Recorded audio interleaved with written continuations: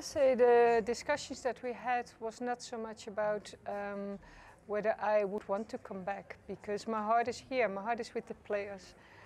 We have discussed a lot about the future of the game and how to develop it in a way, and that is why also I've been hiding myself a little bit, because we wanted to prepare first so that we knew which direction we would go, and to do that, of course, we had to agree a few things.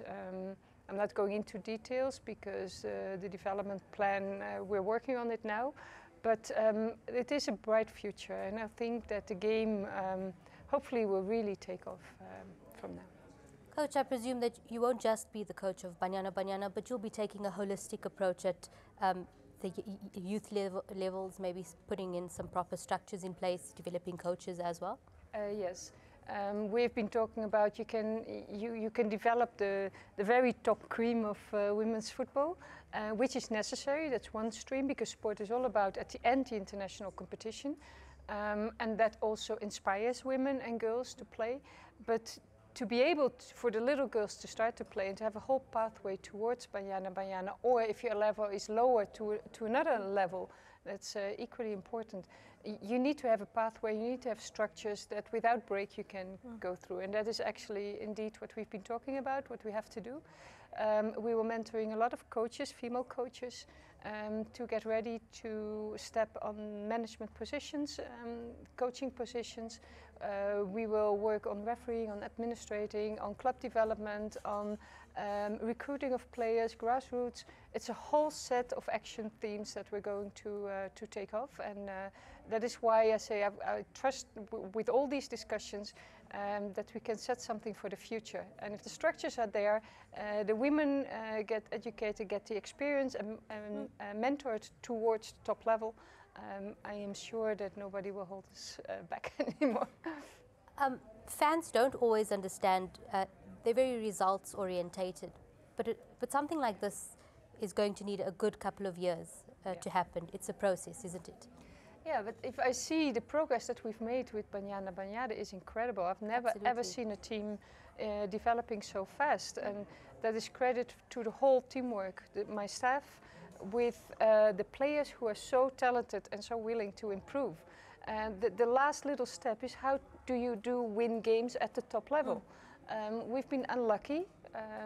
Some things were also not really fair, some decisions. Yes. We were having a tough competition. We had a competition in which the difference between Group A and Group B in conditions was far too big. That should be better the next time. But if you see that at the end, we did not qualify because we did not score 1 of 13 open chances against Ivory Coast. And then, of course, at the end of the game, you get that goal back. That's a law in football, an unwritten law in football. And it still hurts. And every time I see things of the World Cup, I still feel we should have been there. And everybody also even the ones who are involved in the World Cup, they also know we should have been involved there, but we didn't make it. And that is also sport. But for the future, for the children and the chances on development of children, it is absolutely paramount to set up structures that are linked. And again, that is why I'm back. So I will coach the team, but together with the whole team at SAFA, we are going to work to structure all the activities and to expand them. Well, 2015 is a new year. We do wish we were at the World Cup, but there's a lot to look forward to this year. Of course, Olympic qualification, but you start off by going to Cyprus to play in a 12 Nations tournament. Tell us a bit about that. We only got this invitation last week, well, this week actually, and that was because one of the teams withdrew. It's all teams joining the World Cup or close to the World Cup, and I've always said we must get the experience at the highest level to be able to feel that pressure and to learn to win those kind of games, because that's different. So when we got this invitation, everybody has worked so hard to make it happen, and I don't get much sleep at the moment, as you might see, but it is worth it because we need to get this development plan ready, but this we cannot let go. And so we're forming the team, we assemble on Sunday and we leave already on Wednesday. And most of the players have not played since November or December, which is a problem. But if you will not take up these chances because you want to be on the safe side, you will never improve. You have to change things, you have to challenge yourself. We need to get out of our comfort zone. So that is why I'm not afraid at all for the opposition. We just go there, we see what we can do, but nobody takes the experience away from us. And we need that to have a chance against Nigeria later in the year, because it's actually it's logical how the draw is that we will meet Nigeria again. And the last Olympic Games, it was Ethiopia that we were facing, which is of course a complete different level than Nigeria, because Nigeria is always at the World Cup, is always the top nation of Africa, and we have to beat them to go to London, which is again unfair competition the way it's set up, but we have to deal with it. So therefore the president said we must go, although it's late invitation, we must make this happen, because that is crucial for the development of the players. What is your goals for 2015? Qualifying for the Olympic Games. Of course, that's the main goal for one stream. The other stream is to get female coaches at a higher level, to give them the experience and the background and the theoretical background connected to the practical situation, so that they can take over.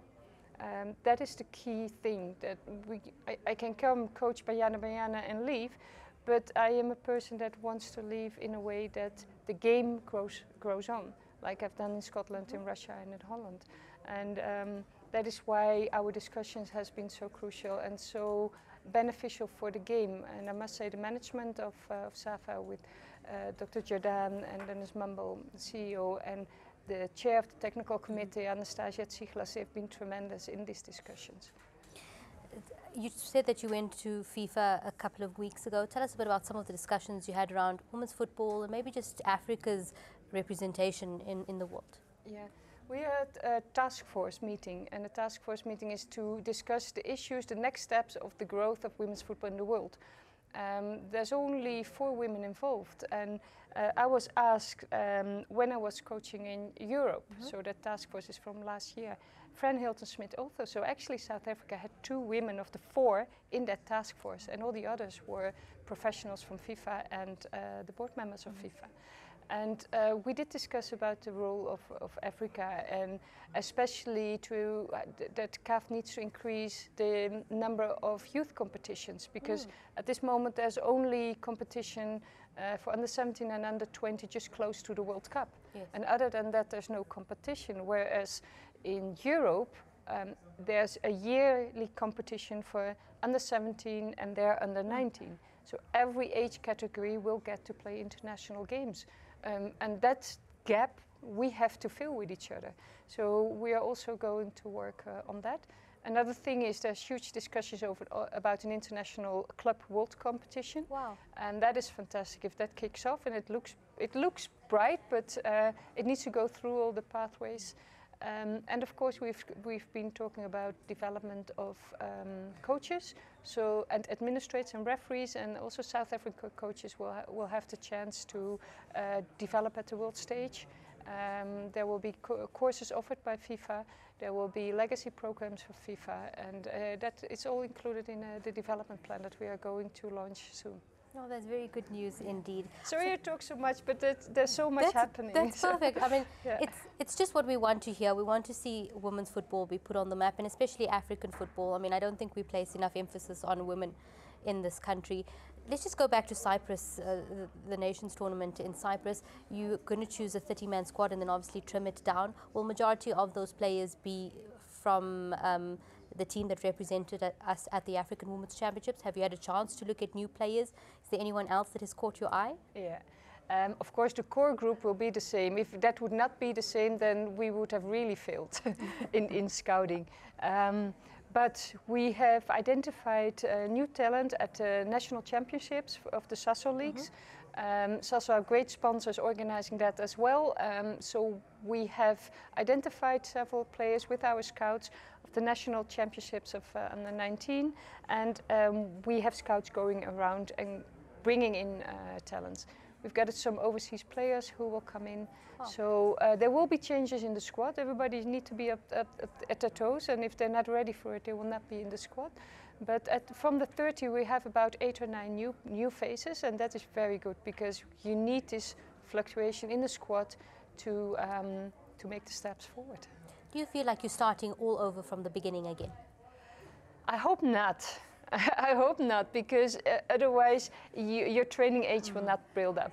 But we will, of course, we will be disappointed with the drop in level because, and we are prepared for that. But the league ended in December and has not started yet. Yeah. Some clubs didn't even start training, so the players had to do only individual training, and of course that reflects. But again, we're not afraid of opposition, and we just go for it in Cyprus, and we'll see where it ends. The experience is the most important thing over there. Coach, what is your vision for football in South Africa?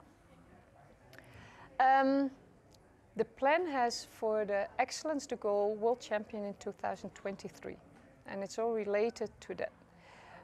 The stream for sports development is all related to get women ready to take over at all levels, provincial teams.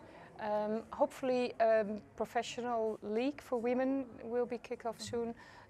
All teams is already said will be coached by women.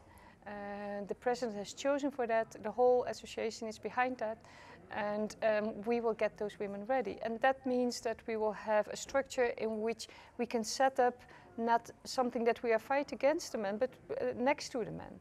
And so far we've been fighting so much against the current structures of male football. We shouldn't do that. We should work together, and that is a way to do that.